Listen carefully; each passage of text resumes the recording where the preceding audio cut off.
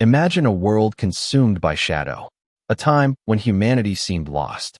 This is the story of a man who found his light in the darkest of places. It's 1939. The world is at war. And in the chaos, a German businessman, Oskar Schindler, sees opportunity. He arrives in Krakow, Poland, with charm, connections, and a single goal: to get rich. He quickly opens an enamelware factory, seeing the war not as a tragedy, but as a path to fortune. He uses Jewish laborers, readily available and incredibly cheap under Nazi occupation, to churn out goods for the German war effort. For Schindler, initially, it was just business. These were just employees. This was just a factory. But then, something shifts. In 1943, Schindler witnesses the horrific liquidation of the Krakow ghetto. From a hilltop, amidst the chaos and brutality, he sees it. A single, indelible image. A little girl, no more than 6, wandering alone, dressed in a vibrant red coat. In a world drained of color, she was a stark, heartbreaking splash of life. It was a moment that pierced through his ambition, through his detachment. The numbers on his ledger became faces. The cheap labor became human beings. And for Oskar Schindler, mere profit was no longer enough.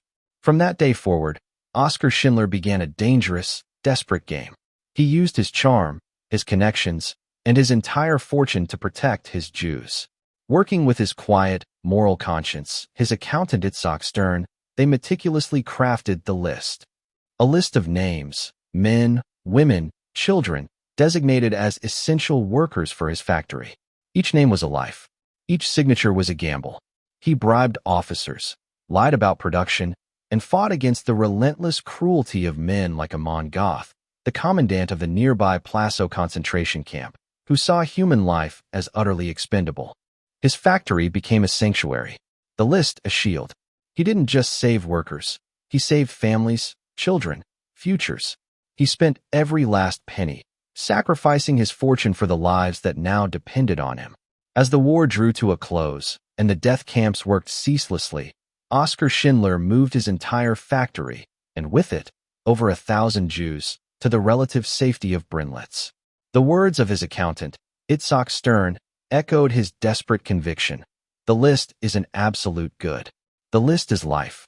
The war was over, but for Oskar Schindler, the victory felt like a weight. As the sun rose over a liberated factory, he stood before the men and women he had hidden in the heart of darkness. He looked at his hands, then at his gold lapel pin, and his voice broke. "I could have done more," he whispered. To the world, he was a savior. To himself, he was just a man who had finally realized that people are worth more than gold.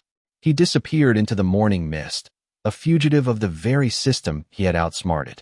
If you found this summary helpful, hit like and subscribe for more deep dives into cinema's most powerful stories.